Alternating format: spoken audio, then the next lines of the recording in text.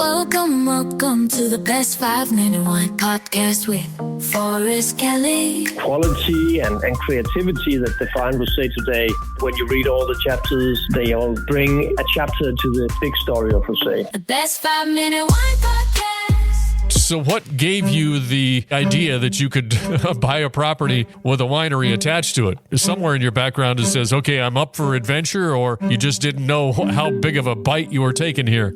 I think it's a bit of a lot of things. I mean, we are definitely in for adventure. We like the southern France. We like to go there on holiday, and we also did that before we bought our property. My wife is very much into interior design and decor and so on, and she's put a lot of effort into turning this into a beautiful place. I'm very much into wine, and I was really thrilled by the opportunity to get closer to wine and to wine production. But it all came together, and we bought it now almost 12 years ago, and well, we've never regretted it. So when you started drinking rosé, having raising the grapes on your property, was there something along the line you were thinking that before this, you thought rosé was one thing, but then after you started drinking it, did you formulate your opinion or were surprised about something? Yeah, Forrest, you got a point here, because before we bought the vineyard, I had a glass of rosé every now and then usually on a hot day at the coast or at a swimming pool. But when I started exploring the world of rosé and drinking a lot of it, testing different varieties and getting to know the different producers and so on, it was really a big experience, because I found out that rosé wine is also quality wine. I mean, you can really have some good experiences with rosé wine, not only at the water or at the pool. And what I experienced during the years, now we've been going there for now 12 years, is that actually the wines get better year after year. Some of the leading producers, they are really putting a lot of effort into developing the wines. So what I experienced was that the quality of the wine simply got better and better.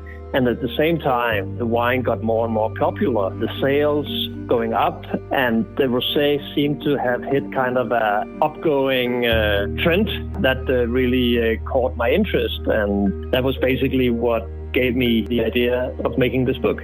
You said now you picked out, 13 producers that produce rosé, right? Yeah. Did you have to whittle that down? Is it a bigger number, or that's basically within your region? I see you went to different places, but was that all of them, or did you have to narrow it down?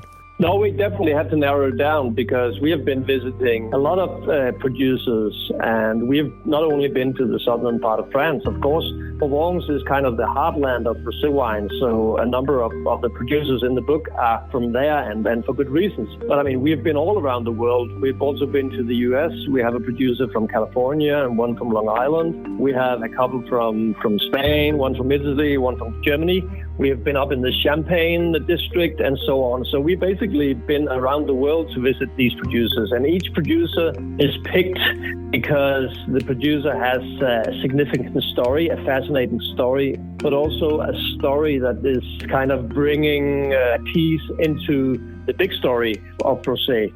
So you can say the producers, they represent the diversity, quality, and creativity that define rosé today. When you read all the chapters, they all bring a chapter to the big story of rosé. Here, just in the United States from California, imagine that there's a big difference. I know the California lifestyle is different than Long Island, New York, but are all of these producers that you run across, out of these 13 people, do they have a commonality, or are they coming about making this rosé all from different kind of directions and experiences and stories? Well, they definitely represent the diversity. And I mean, if you go from our Rioja producer, Lopez de Heredia, they don't release their rosé wine until it's been aged on barrels and bottles for at least 10 years.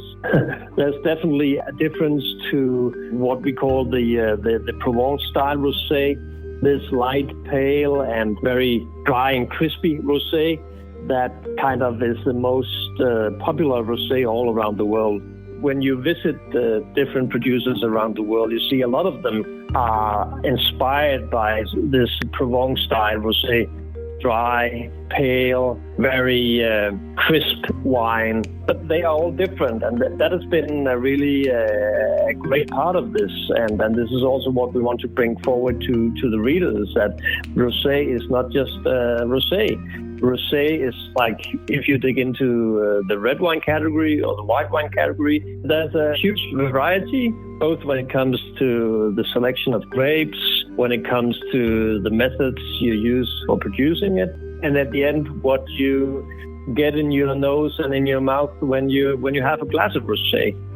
And I think this is, for some people, a new experience, because I think a part of the story of rosé is that it's been kind of looked down upon. A lot of people have seen it not as a real wine, and for many years it was looked down upon. Yeah, I think many people have enjoyed a glass of rosé with some ice cubes in, because the most important thing was not what it tasted like, but just that it was chilled. And a lot of things has happened in the past couple of decades. So the way we look at rosé today is very different, and rosé has developed into a category on its own. The best 5-minute wine podcast. Don't forget my favorite part. Please like and follow. Oh.